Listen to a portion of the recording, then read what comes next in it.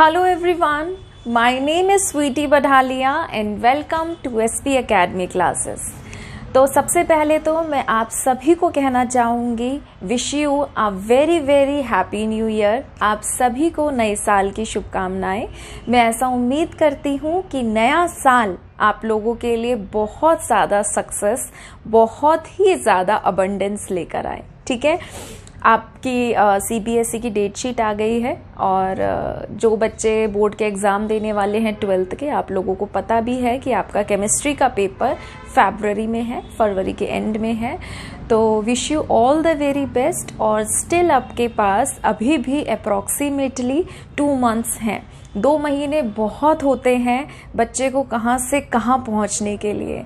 तो आपको इस समय बहुत ज़्यादा ज़रूरत है, जो भी आपके चैप्टर्स हैं उनके नोट्स को अच्छे से रिवाइज करिए और NCERT क्वेश्चन सबसे पहले करिए। बोर्ड के लिए NCERT मस्ट है। ठीक है, उसके बाद अगर आपको लगता है आपके NCERT क्वेश्चंस हो गए हैं, फिर आप दूसरी बुक्स पे जा सकते हैं जहां से आप MCQ, असर्शन, रीजनिंग, ठीक है, इन सब चीज़ों की, मैच द फॉलोइंग, इन सब चीज़ों की प्रैक्टिस कर सकते हैं अपने कंसेप्ट्स को ब्रश अप करने के लिए। बट सबसे पहले नोट्स को रिवाइज करिए, NCERT करिए, उसके बाद फिर किसी थर्ड चीज़ के बारे में सोचिए। ठीक है, तो फिलहाल अभी जो मेरा यहाँ पर सेंटर ऑफ अट्रैक्शन है वो ये है।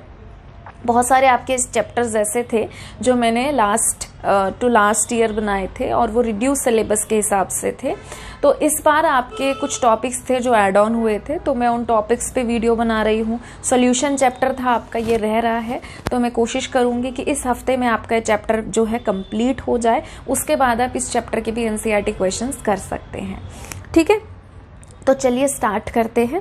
लास्ट वीडियो लेक्चर पे जब हमने सॉल्यूशन चैप्टर को छोड़ा था, हम लोगों ने डिस्कस किया था कि रॉल्ड्स लॉ क्या होती है, वेपर प्रेशर क्या होता है। आज हम लोग ये पढ़ेंगे कि ideal and non ideal solutions क्या होते हैं। ठीक है, तो मैं इसको बहुत ही आसान करके समझाना चाहूँगी। इसको हम बिल्कुल भी कॉम्प्लिकेटेड नहीं करेंगे। बहुत ईजी सा टॉपिक है, बहुत ईजी सा चैप्टर है। आई डोंट नो, बहुत सारे बच्चे हैं जिनको ये चैप्टर मुश्किल लगता है, बट आप ट्रस्ट कर सकते हैं कि ये चैप्टर आपके जितने भी चैप्टर्स हैं उनमें सबसे आसान चैप्टर है। ठीक है, कुछ भी नहीं है इस चैप्टर में। तो चलिए बिना देरी करे स्टार्ट करते हैं। अगर हम बात करें, ठीक है, मैं अभी इस पे आऊँगी, डेफिनेशन पे मैं आऊँगी। उससे पहले ना एक बार मैं आपको कुछ चीज़ें समझाना चाहती हूँ। प्लीज़ पहले आप वो समझिए। देखिए, सबसे पहले तो रॉल्ड्स लॉ क्या होता है। ठीक है, रॉल्ड्स लॉ क्या था हमारा? रॉल्ड्स लॉ की एक्सप्रेशन क्या थी कि जो हमारा PA है उसको हम कैसे निकाल सकते हैं? PA नॉट इंटू में काई A। जो हमारा PB है वो हमारा क्या है? PB नॉट इंटू में काई B। ठीक है, अगर आप पीछे वाला लेक्चर मेरा देख के आएंगे तो आपको पता रहेगा, मैंने बहुत इन डिटेल आपको ये चीज़ समझा रखी है। अब उससे आगे की बात हम करते हैं। देखिए, जैसे कि मान लीजिए हमारे पास ना 2 कंटेनर हैं। एक कंटेनर है जिसमें ना मैंने एक सॉल्वेंट रखा है A।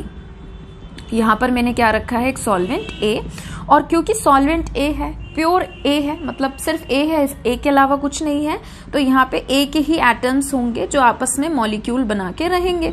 ठीक है, आप चाहो तो अगर आप डायटोमिक फॉर्म में नहीं रखना चाहते हो तो सिंपल A भी लिख सकते हो, मोनो एटॉमिक फॉर्म में भी लिख सकते हो, उससे फर्क नहीं पड़ता। मेन तो कंसेप्ट समझ में आना चाहिए, दैट्स ऑल। ठीक है, तो A के मॉलिक्यूल्स हैं, पार्टिकल्स हैं आपस में जिन्होंने बॉन्ड बना रखा है। और जो हमारा सॉल्वेंट A है ना, ये बाय नेचर वोलाटाइल है। वोलाटाइल का मतलब क्या रहेगा कि वो उड़ सकता है। ठीक है, वो इवापोरेट हो सकता है, उसके पास वो टेंडेंसी है।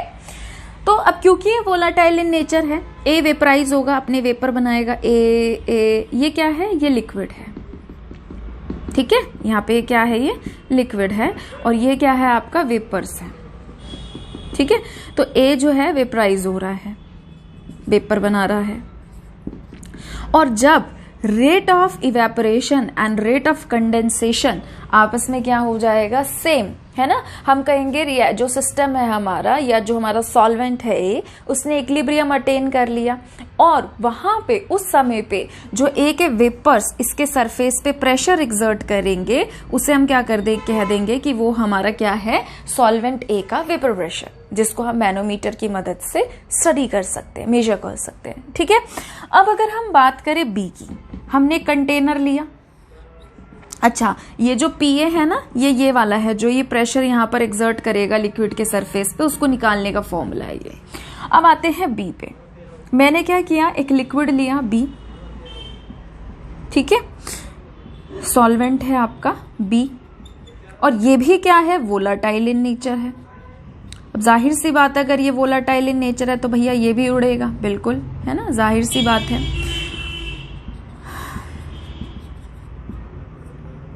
ठीक है, अब ये भी उड़ेगा, अब ये भी वेपर बनाएगा अपने बी बी बी ऐसे करके, और जब rate of evaporation rate of condensation के बराबर हो जाएगा, ठीक है, रिएक्शन इक्विलिब्रियम अटेन कर लेगी, उस समय पे इसके जो वेपर्स इसके सरफेस पे प्रेशर एक्सर्ट करेंगे, उसको हम क्या कह देंगे, vapour pressure of B, solvent B, और उसको निकालने का फॉर्मूला क्या रहेगा, PB0 इंटू में काई। ये बात आपको समझ में आई।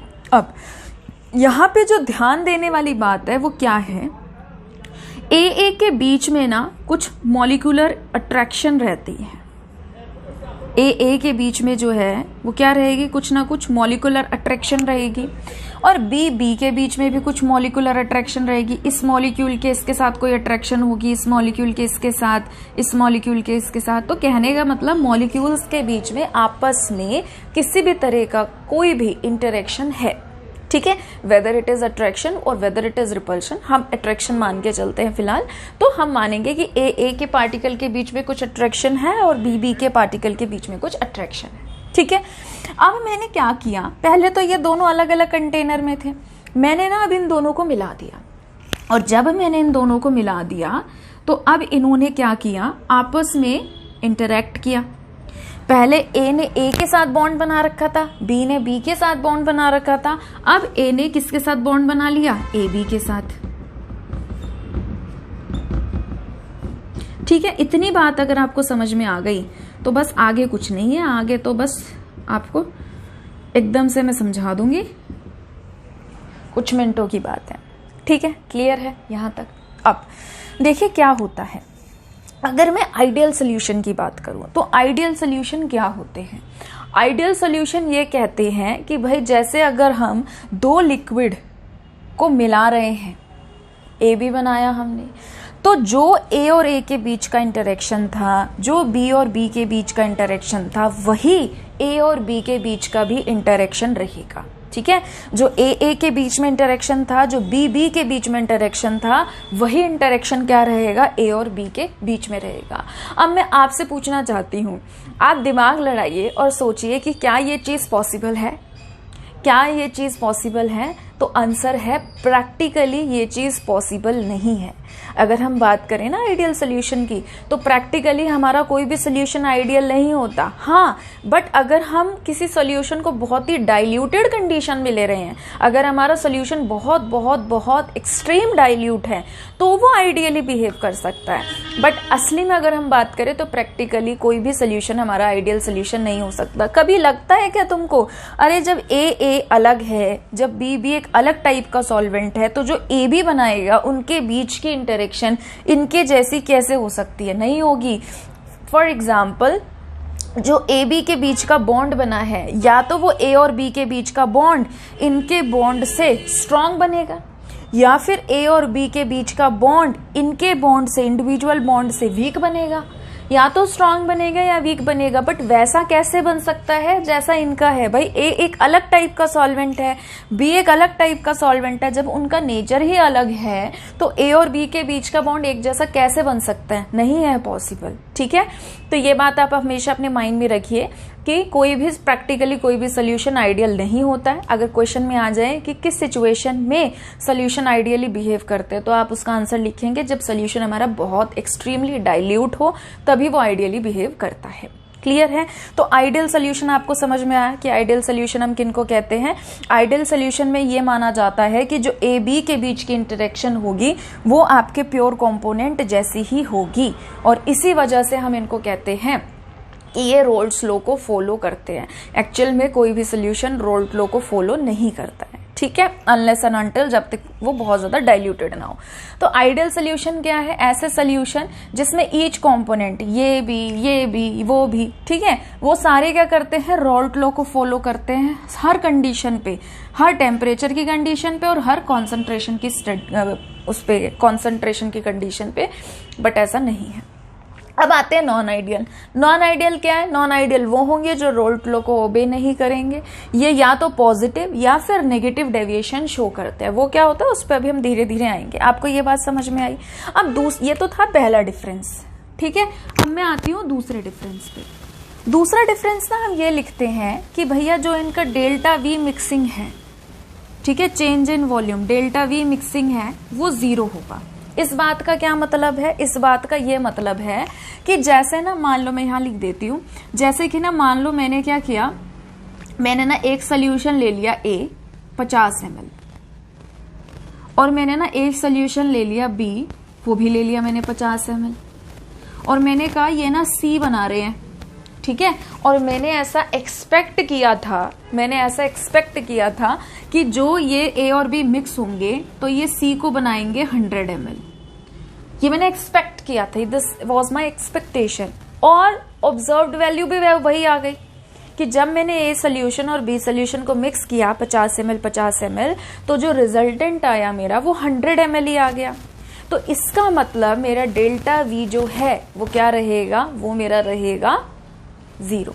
जैसे कि मैंने क्या कहा, मैंने कहा कि भाई ये मेरा कोई सोल्यूशन है A और ये है B और ये क्या बना रहे हैं 100, ठीक है। मैंने कहा कि जो मेरा फाइनल वॉल्यूम बनेगी वो बननी चाहिए 100 ml, और फिर जब मैंने वॉल्यूम ऑफ A और वॉल्यूम ऑफ B को ऐड किया तो मैंने देखा कि अरे जब मैं मैथमेटिकली कर रही हूँ तो दोनों को ऐड करके 100 ml आ रहा है, और जब मैंने असली में प्रैक्टिकली मिक्स करके देखा तब भी 100 ml आया।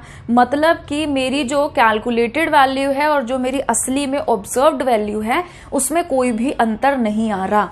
ना तो ये मेरा 100 से कम आ रहा है, ना मेरा ये 100 से ज्यादा आ रहा है, 100 का 100 ही आ रहा है। इसका मतलब चेंज इन वॉल्यूम, मतलब वॉल्यूम में कोई बदलाव नहीं हुआ, जैसा सोचा था वैसा ही मिल गया, तो डेल्टा वी मेरा क्या हो गया? 0 हो गया। बट इसमें ऐसा नहीं होता।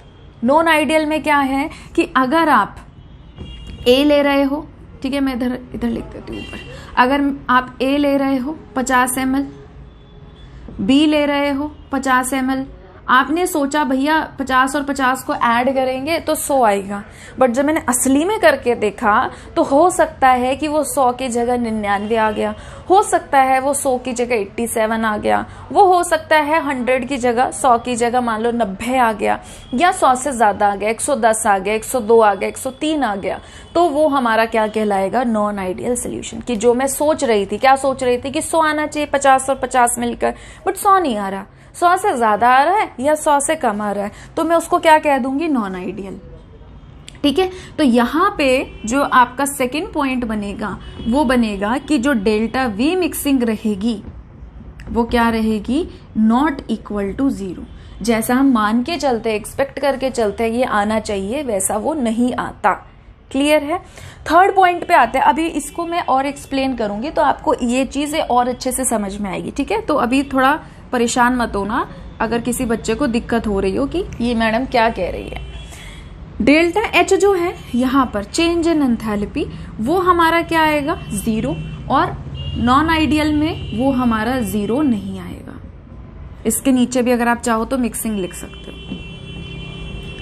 इस बात का क्या मतलब है? इस बात का ये मतलब है जो मैं अभी आपको इंटरेक्शन वाली बात समझा रही थी उसी पे बेस्ड है ये सारी चीजें। देखो, जैसे कि मैंने क्या कहा, मैंने ये कहा कि भाई सबसे पहले ना आपको ये चीज पता होनी चाहिए कि जब भी कोई चीज रिएक्ट करती है ना, जब भी कोई रिएक्शन का मतलब क्या है कि या तो कोई बॉन्ड बनेगा या फिर कोई बॉन्ड टूटेगा।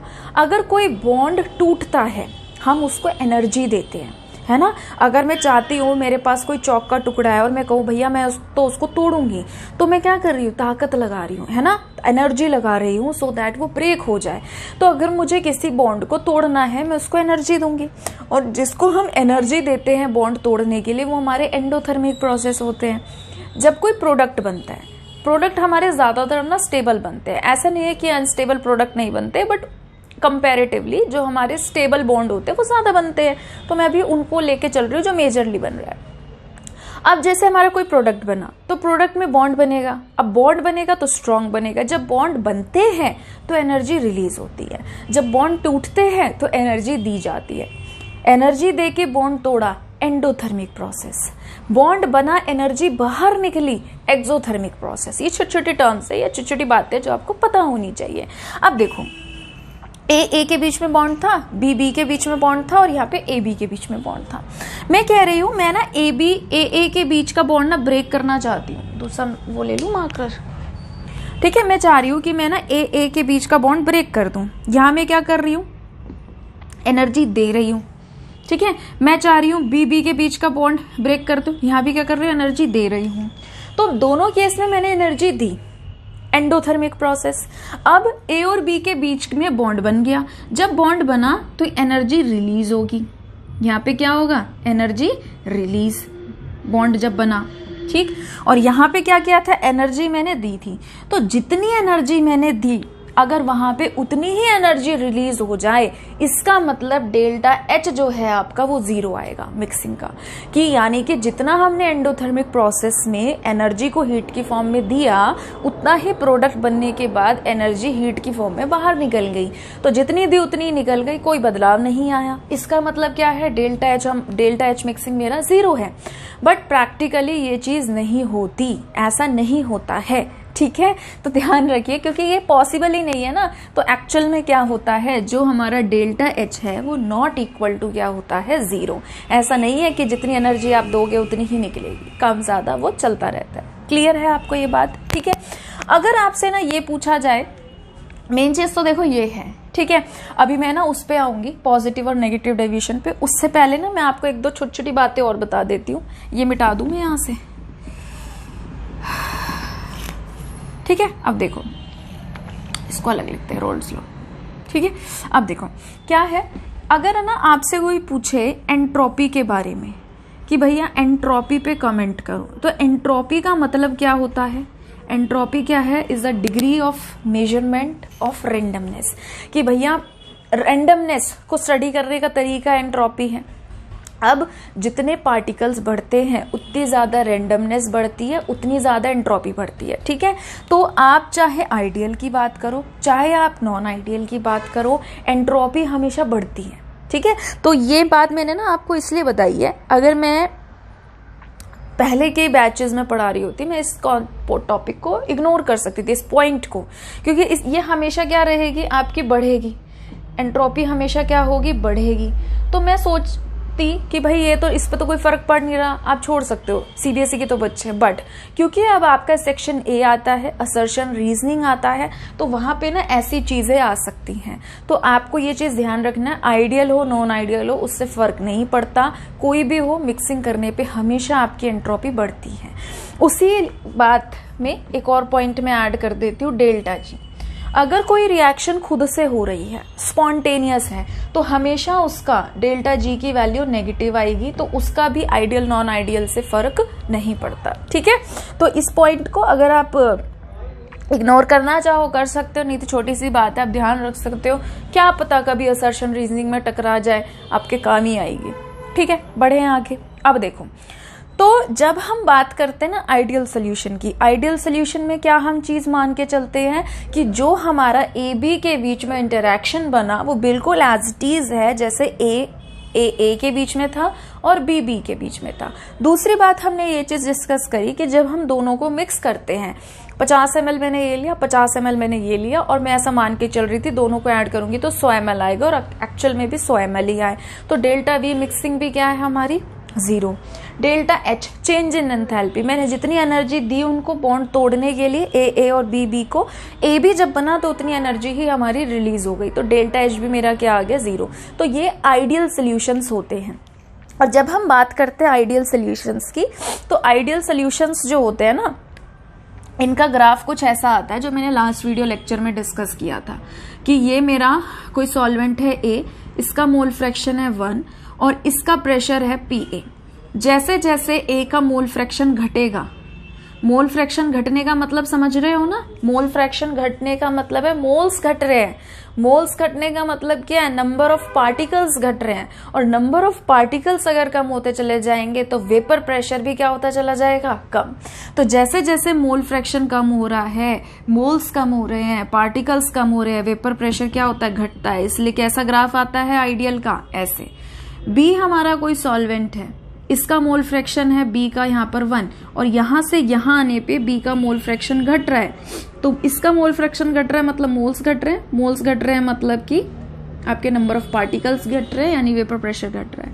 तो इस तरीके से हम देखते थे, हमें ग्राफ मिलता था, दोनों को अगर हम ऐड कर देते थे तो पीटी आता था, जिसको हम निकाल सकते थे पीए प्लस पीबी करके। ये बात ठीक है? तो जो ये आपका कांटे वाला ग्राफ निकलता है, ये ध्यान रखिए किस में निकलता है? आपका आइडियल में निकलता है।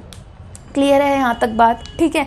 अब एक बार आप चाहो तो वीडियो को पॉज करके इसे नोट कर लो, क्योंकि मैं इसको क्लीन करूंगी, क्योंकि मुझे क्या समझाना है आपको?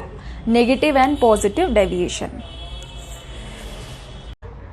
ठीक है, बढ़े आगे। चलिए अब देखिए, जो हमारे नॉन आइडियल सॉल्यूशंस होते हैं ये दो तरीके के होते हैं। एक वो होते हैं जो पॉजिटिव डेविएशन शो करे, ठीक है, और एक वो होते हैं जो नेगेटिव डेविएशन शो करे। अब देखो ये भी बहुत आसान है, तुम्हें बहुत आराम से समझ में आ जाएगा। देखो कैसे समझोगे? ऐसे समझो। इस डायग्राम को ना मैंने जानबूझ के नहीं मिटाया। देखो जैसे ना, मान लो हमारे पास है इथेनॉल, हमारे पास क्या है? इथेनॉल, और इथेनॉल को ए मान लो, और इसकी मैंने रिएक्शन करानी है साइक्लोहेक्सेन के साथ, ठीक है। ये क्या है? हमारा सॉल्वेंट बी मान लो, और इनका जो मिक्सचर होगा वो हमारा क्या हो जाएगा? A B. क्लियर है इतनी बात? आज सबको ये बात बहुत अच्छे से पता है कि साइक्लोहेक्सेन नॉन पोलर होता है, ठीक है। और जब हम इथेनॉल की बात करते हैं तो इथेनॉल अल्कोहल है, उसमें आपको लिटिल बिट पोलैरिटी देखने को मिलेगी due to difference in the electron negativities between oxygen and hydrogen. क्या कह रही हूं मैं? इथेनॉल, इथेनॉल का फॉर्मूला क्या होता है? इथेनॉल का फॉर्मूला होता है C2H5OH, ठीक है। तो मैं इसको ऐसे लिख रही हूं, देखो C2H5OH, C2H5OH, C2H5OH, ठीक है। ऐसे ना बहुत सारे मॉलिक्यूल्स हैं, लाखों मॉलिक्यूल्स हैं, ऐसे मान लो ये मेरा क्या है? ए, ये वाला, ठीक है। अब ऑक्सीजन की इलेक्ट्रॉन नेगेटिविटी क्या होती है? 3.5। हाइड्रोजन की क्या होती है? 2.2 या 2.1। सेम चीज इसमें भी, इसमें भी, इसमें भी, इसमें भी। अब ऑक्सीजन क्या है? ज्यादा इलेक्ट्रोनेगेटिव। क्योंकि ज्यादा इलेक्ट्रोनेगेटिव है तो बॉन्ड के इलेक्ट्रॉन को अपनी तरफ खींचेगा, और अपनी तरफ खींचेगा तो इस पे कैसा साइन आएगा? Partial negative. हाइड्रोजन पे कैसा साइन आएगा? Partial positive. तो ये चीज सब में होगी, partial negative, partial positive, partial negative, partial positive. तो इस मॉलिक्यूल का पॉजिटिव एंड उस मॉलिक्यूल के नेगेटिव एंड को अट्रैक्ट करेगा, इस मॉलिक्यूल का पॉजिटिव एंड उसके नेगेटिव उसको एंड को अट्रैक्ट करेगा। ऐसे करके इनके बीच में क्या होगा? Hydrogen bonding, intermolecular hydrogen bonding. आपने अल्कोहल चैप्टर में पढ़ा भी हुआ है, ऑर्गेनिक में। अब यहाँ पे क्या हो रहा है? Due to intermolecular hydrogen bonding molecules आपस में एसोसिएट होते चले जा रहे हैं, जुड़ते चले जा रहे हैं। तो ए मॉलिक्यूल जो है आपका, या ऐसे कह दूं मैं कि इथेनॉल, एक इथेनॉल दूसरे इथेनॉल के साथ, दूसरा तीसरे के साथ, तीसरा चौथे के साथ, चौथा पांचवे के साथ आपस में हाइड्रोजन बॉन्ड के थ्रू जुड़ा हुआ है। क्लियर है ये बात? अब आते हैं हम साइक्लोहेक्सेन। हमने मान लिया साइक्लोहेक्सेन है। साइक्लोहेक्सेन में कोई इंटरेक्शन नहीं है, क्योंकि वो क्या है? हमारा नॉन पोलर है। CH2 ऐसे ही तो चल रहा है साइक्लोहेक्सेन, ठीक है ना। यहाँ पे तो कोई डिफरेंस नहीं है इलेक्ट्रॉन नेगेटिविटी में।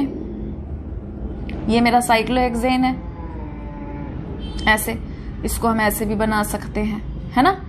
अब मैंने क्या किया? इस साइक्लोहेक्सेन को इथेनॉल में डाल दिया।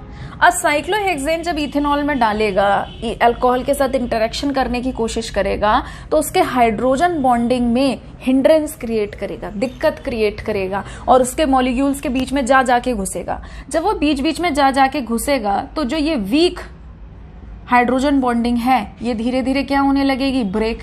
इसमें क्या होगा, रुकावट आने लगेगी। तो एक मॉलिक्यूल दूसरे मॉलिक्यूल से, एक इथेनॉल का मॉलिक्यूल दूसरे इथेनॉल के मॉलिक्यूल से अलग अलग होने लगेगा, यानी कि उसके इंटरेक्शन, उसकी बॉन्ड स्ट्रेंथ पे फर्क पड़ रहा है। इस बात को आप समझ पा रहे हैं, ठीक है।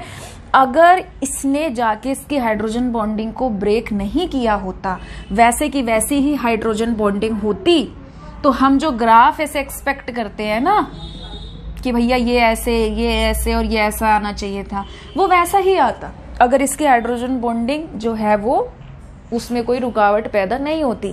बट प्रैक्टिकली तो ऐसा नहीं हुआ। जब हमने मिक्सिंग करी तो साइक्लोहेक्सेन किसके साथ इंटरेक्ट करने की कोशिश करेगा, खुद के साथ तो करेगा नहीं, इथेनॉल के साथ इंटरेक्ट करने की कोशिश करेगा। और जब उसके साथ इंटरेक्ट करने की कोशिश करेगा तो उसके हाइड्रोजन बॉन्ड को वो धीरे धीरे ब्रेक करने लगेगा, जिसकी वजह से मॉलिक्यूल दूर दूर जाने लगेंगे। अब इथेनॉल अल्कोहल है ना, अल्कोहल क्या होता है, अल्कोहल के पास ये प्रॉपर्टी होती है कि वो वोलाटाइल इन नेचर है, उड़ सकता है।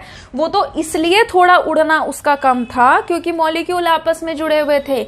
जब वो हाइड्रोजन बॉन्डिंग ही किसी ने ब्रेक कर दी जो उसको उड़ने से रोक रही थी, अब मॉलिक्यूल क्या हो गए, अलग अलग तितर बितर हो गए, इंडिविजुअली, है ना, फैल गए। अब जब वो अलग अलग हो गए तो वो पहले के मुकाबले क्या होंगे, ज्यादा वेपराइज। और अगर वो पहले के मुकाबले ज्यादा वेपराइज हो रहे हैं, मतलब ज्यादा वेपर बन रहे हैं, ज्यादा वेपर बन रहे हैं, तो वेपर प्रेशर क्या आएगा आपका, ज्यादा। इसलिए जब हम बात करते हैं, जैसे इसका मैंने एग्जांपल लिया, तो यहाँ पे एक्सपेक्टेड ग्राफ नहीं आएगा, ये तो आइडियल का ग्राफ है, हम नॉन आइडियल पढ़ रहे हैं। तो जो हम एक्सपेक्ट कर रहे थे कि ग्राफ ऐसा आना चाहिए, उससे थोड़ा ज्यादा आता है। ये वेपर प्रेशर ही तो है, हम कह रहे थे वेपर प्रेशर ये आएगा, बट वेपर प्रेशर हमारी एक्सपेक्टेशन से ज्यादा आएगा क्योंकि इसने क्या किया, साइक्लोहेक्सेन ने हाइड्रोजन बॉन्डिंग ब्रेक करके मॉलिक्यूल्स को अलग अलग कर दिया। वो ज्यादा वेपराइज होकर ज्यादा वेपर प्रेशर एक्सर्ट कर सकता है। इस तरीके के ग्राफ को हम क्या कहते हैं, पॉजिटिव डेविएशन। क्लियर है, आपको ये बात समझ में आई।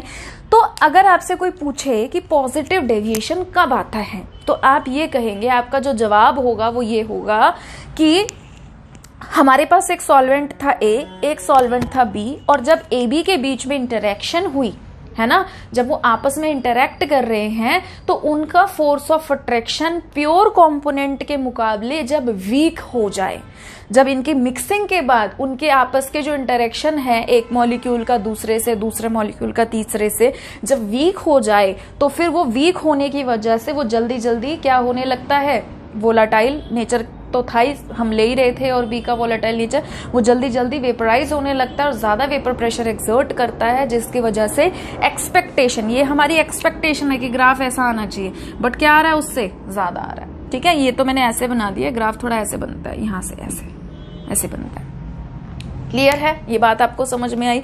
अब इसी का उल्टा समझ लो, नेगेटिव डेविएशन। जैसे ए है और बी है, इनके आपस में ए की कुछ इंटरेक्शन है, बी की कुछ इंटरेक्शन है, और जब ए बी बना मिक्सिंग के बाद, उसका बॉन्ड बन गया स्ट्रॉन्ग।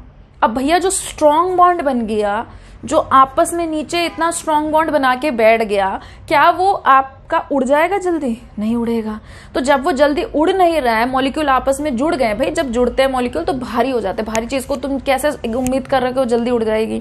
तो जब वो आपस में इंटरेक्ट कर रहे हैं, जुड़ गए हैं, एसोसिएट हो गए हैं, वो जल्दी से नहीं उड़ेंगे, और जल्दी से नहीं उड़ेंगे तो ज्यादा वेपर नहीं बनाएंगे, ज्यादा वेपर नहीं बनाएंगे तो वेपर प्रेशर क्या आएगा? कम। तो यानी कि जो हमारा नेगेटिव डेविएशन होता है उसका ग्राफ क्या आता है? हम मान रहे थे कि भैया ऐसा आना चाहिए था अगर आइडियल होता, बट हमारी एक्सपेक्टेशन से क्या आएगा? कम। तो ग्राफ ऐसे नीचे जाता है। हमने इसका भी एक्सपेक्ट किया था कि भैया क्या होगा, ऐसा आएगा, बट ये भी क्या जाता है? कम। और टोटल का भी हमने एक्सपेक्ट किया था ऐसा स्ट्रेट लाइन आएगा, बट क्या आता है? कम। तो ये क्या हो गया? Negative deviation. समझे? तो देखो इतना आसान टॉपिक है ये। मैं फिर से एक बार है ना स्पीड से आपको रिवाइज करा देती हूँ, ताकि अगर कोई बच्चा है जिसको नहीं समझ में आया हो तो उसको समझ में आ जाए। ठीक है, एक बार रिवाइज करते हैं आइडियल और नॉन आइडियल को कि ये क्या होते हैं। ठीक है, चलो 5 मिनट में फटाफट इसको रिवाइज कर लेते हैं। देखो, जब हम बात करते हैं सोल्यूशन की, तो हमारे सोल्यूशंस जो होते हैं ये 2 तरीके के होते हैं। एक होता है हमारा आइडियल सोल्यूशन, ठीक है, और एक हमारा क्या होता है? Non ideal solution. ठीक है, अब आइडियल सॉल्यूशंस हमारे वो होते हैं जो रोल्स लॉ को फॉलो करते हैं, दे फॉलो या दे ओबे रोल्स लॉ। ठीक है, आप लिख लेना सही से, मैं अभी थोड़ा जल्दी जल्दी लिख रही हूँ। और ये क्या करते हैं, रोल्स लॉ को फॉलो नहीं करते हैं। ठीक है, दे डू नॉट ओबे या do not follow roles law.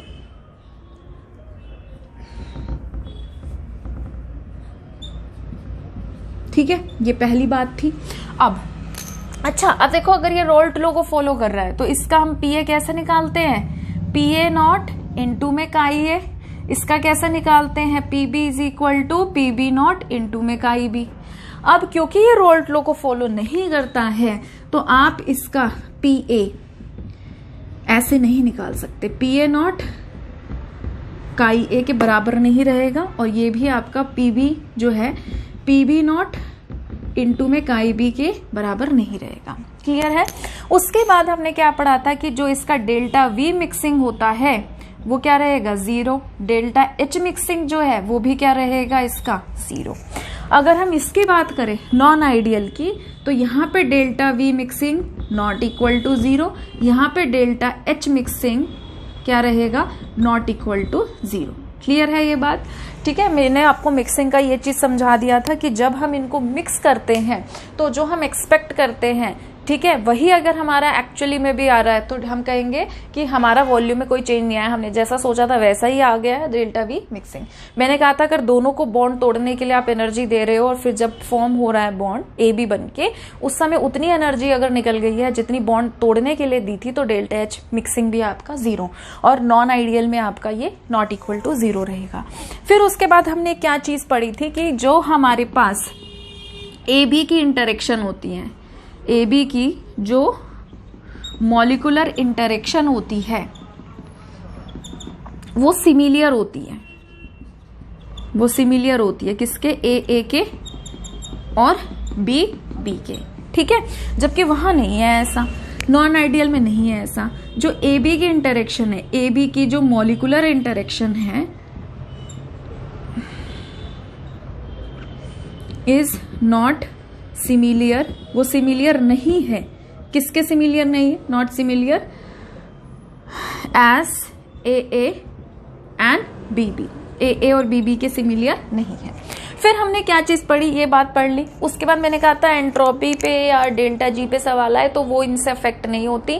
अगर कोई रिएक्शन खुद से हो रही है उसका डेल्टा जी हमेशा नेगेटिव आएगा, और चाहे आप आइडियल पढ़ो चाहे आप नॉन आइडियल पढ़ो, अगर आप मिक्सिंग करोगे तो हमेशा दोनों केस में एंट्रोपी जो है वो बढ़ती है। ठीक है, बढ़े आगे।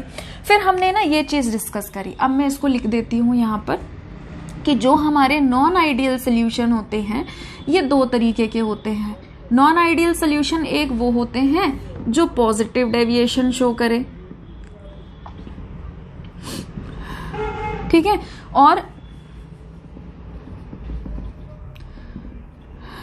मैं ना डेविएशन की स्पेलिंग में कंफ्यूज हो रही हूँ, तो अगर मैंने गलत लिखी हो प्लीज मुझे माफ करना, आप लोग ठीक लिख लेना। ठीक है, अब जल्दबाजी में ना मुझे ऐसे स्पेलिंग कंफ्यूजन बड़ी रहती है। चलो अब हम बात करते हैं पॉजिटिव एंड नेगेटिव डेविएशन की।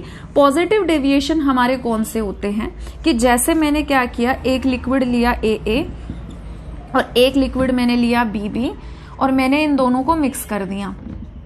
ठीक है, तो ए बी के बीच के जो इंटरेक्शन बनी है वो वीक बनी है। ए और बी इनके प्योर कंपोनेंट से अगर हम कंपेयर करेंगे तो इसके इंटरेक्शन क्या है, सिमिलियर नहीं है, इनके जैसी नहीं है और वीक है। ठीक है, तो क्या होगा कि यहाँ पे बॉन्ड वीक है, जहां पे बॉन्ड वीक है मतलब जल्दी टूटेगा, बॉन्ड जल्दी टूटेगा, मॉलिक्यूल अलग अलग होंगे, जल्दी वेपराइज होंगे, ज्यादा वेपर बनाएंगे, ज्यादा वेपर प्रेशर आएगा। तो इसका जो ग्राफ है वो हमारी एक्सपेक्टेशन से क्या आता है, ज्यादा आता है, और इसका भी जो ग्राफ है हमारा एक्सपेक्टेशन से क्या आता है, ज्यादा आता है। और जब दोनों का एक्सपेक्टेशन से ज्यादा आ रहा है तो पीटी जो है हमारा वो तो आएगा ही ज्यादा। ये पी है, ये हमारा क्या है, पीबी है, और ये हमारा क्या है, पीटी, पीए प्लस पीबी। इसका मतलब क्या है, पॉजिटिव डेविएशन के लिए हम क्या चीज लिख सकते हैं कि जो पीए है बराबर नहीं था ना इसके, इससे ज्यादा रहेगा। PA is greater than PA naught chi A, और पीबी जो है हमारा वो ग्रेटर रहेगा पीबी नॉट काई बी के। अब आते हैं नेगेटिव डेविएशन पे। नेगेटिव डेविएशन में हमने क्या चीज पढ़ी थी कि ए के बीच में कुछ इंटरेक्शन है, बी के बीच में कुछ इंटरेक्शन है, और जब ए बी बना तो उनके बीच का बॉन्ड बन गया स्ट्रांग। अब अगर बॉन्ड स्ट्रांग बन गया है तो वो जल्दी से टूटेगा नहीं, जल्दी वेपराइज नहीं होगा, कम वेपर प्रेशर। तो हम जो एक्सपेक्ट कर रहे थे कि हमारा ग्राफ आना चाहिए था ऐसा, उससे क्या आएगा, कम। हम इसका भी एक्सपेक्ट कर रहे थे ग्राफ कैसा आएगा, ऐसा, इसका भी क्या आएगा, कम। हम इसका एक्सपेक्ट कर रहे थे ऐसा आएगा, इसका भी क्या आएगा, कम। क्लियर है? तो यानी कि नेगेटिव डेविएशन के लिए हमारा क्या होगा, PA less than PA not का IA, और PB की भी क्या रहेगा, लेस देन PB नॉट का IB।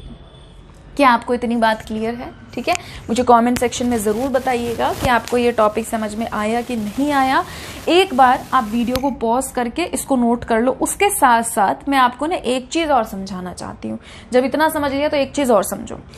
AA के बीच में कुछ इंटरेक्शन थी, BB के बीच में कुछ इंटरेक्शन थी, और जब AB बना तो उनके बीच का जो इंटरेक्शन हुआ वीक, उनके बीच में बॉन्ड स्ट्रांग नहीं बना।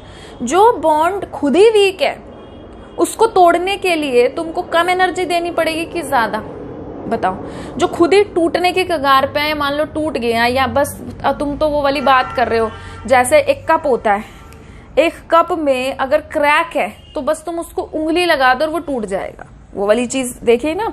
तो इन द सेम वे जो बॉन्ड वीक है, हल्का सा उसको टेम्परेचर दोगे वो टूट जाएगा, और टूट जाएगा, जल्दी वेपराइज होगा, वेपर प्रेशर बनाएगा और पॉजिटिव डेविएशन शो करेगा। तो पॉजिटिव डेविएशन में क्या होता है, AB के बीच के इंटरेक्शन या बॉन्ड वीक होते हैं, कम टेम्परेचर देते हैं और वो टूट जाता है, बस उनको हल्के से इनिशिएशन की जरूरत है। इसका मतलब उनका बॉइलिंग पॉइंट कम है। इसका मतलब क्या है, उनका बॉइलिंग पॉइंट क्या है, कम है। अब दूसरा केस देखो, A के बीच में बॉन्ड है, B के बीच में बॉन्ड है, और AB के बीच में जब मिक्सिंग करी, AB के बीच में बन गया स्ट्रॉन्ग बॉन्ड। अब भैया जो स्ट्रॉन्ग बॉन्ड बन गया, मैं नहीं टूटूंगा, जिद्दी है, तो तुमको उसको ज्यादा से ज्यादा टेम्परेचर देना पड़ेगा बॉन्ड को तोड़ने के लिए, और फिर वो वेपराइज होगा।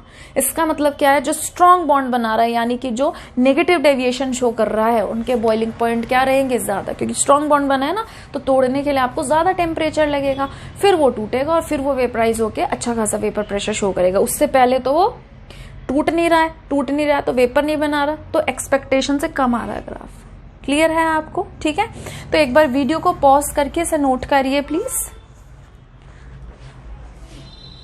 हैं अब हम लोग इसके कुछ एग्जाम्पल्स देख लेते हैं, फिर आज की वीडियो हमारी खत्म हो जाएगी। एग्जाम्पल्स को हल्के में मत लेना, कई बार एग्जाम्पल्स आ जाते हैं और पूछ लेते हैं आपसे कि आइडियल होगा या फिर आपका नॉन आइडियल होगा, तो पॉजिटिव नेगेटिव क्या होगा। ठीक है, तो इनको थोड़ा सा समझ के आप याद कर सकते हैं। आइडियल सोल्यूशन जो है ना, आइडियल सोल्यूशन में आप एग्जाम्पल देखो, आपको याद करने में बिल्कुल भी दिक्कत नहीं रहेगी। इनके ना स्ट्रक्चर या ये आपस में एक जैसे रहेंगे। जैसे बेंजीन है, बेंजीन मैंने ऐसे बना दिया। टॉलीन क्या होगा, बेंजीन के ऊपर CH3, एक जैसे दिखते हैं ये, है ना, बेंजीन टॉलीन। एनहेक्सेन क्या रहेगा, एनहेक्सेन मतलब एन मतलब नॉर्मल चेन, हेक्स मतलब 6 कार्बन, एन मतलब सिंगल बॉन्ड, तो CH3 CH2 CH2 CH2 CH2 CH3।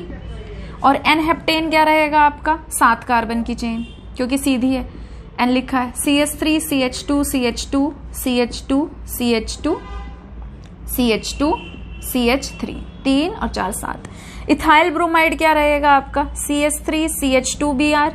Ethyl chloride क्या रहेगा आपका, CH3 CH2Cl। क्लोरोबेंजीन क्या रहेगा, बेंजीन के ऊपर क्लोरीन। ब्रोमोबेंजीन क्या रहेगा, बेंजीन के ऊपर Br।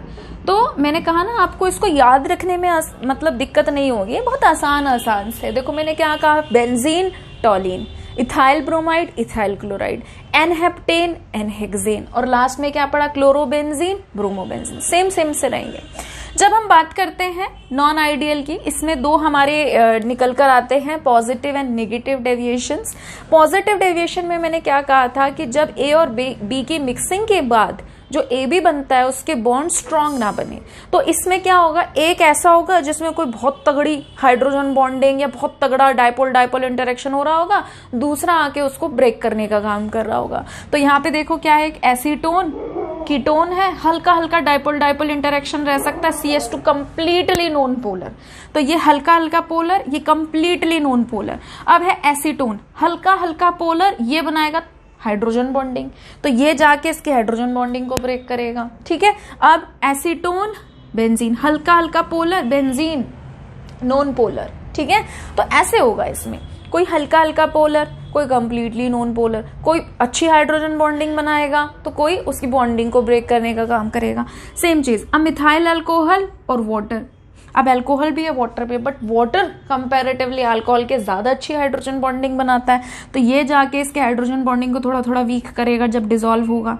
CCl4 क्लोरोफॉर्म, हल्का हल्का पोलर, कंप्लीटली नॉन पोलर, ऐसे चल रहा है इनका, समझ गए आप, ठीक है।